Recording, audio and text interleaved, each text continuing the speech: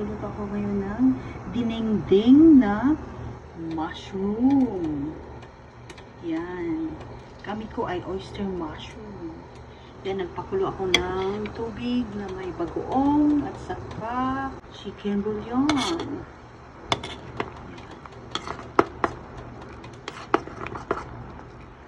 Yan. Tubig na may chicken bouillon and bagoong. Lalagyan ko din siya ng ampalaya, slice into rings. Yan. This is bitter gourd. Yan,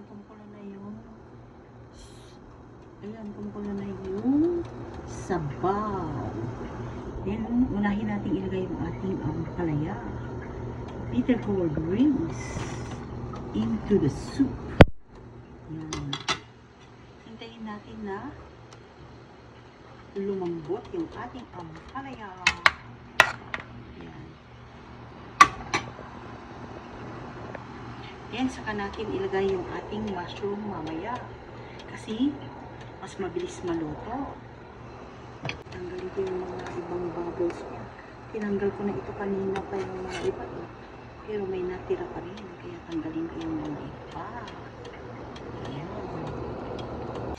Kakamis ang lutong probinsya. Lagyan na natin yung ating mushroom. Ayan. Kukuluin lang ng saglit. Then, takpan na yan. I-check na natin. Ito na yung ating dinengdeng na kabuti na may ampalaya. Masarap sa malamig na panahon.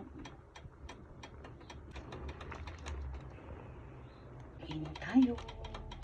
Simpleng ulam.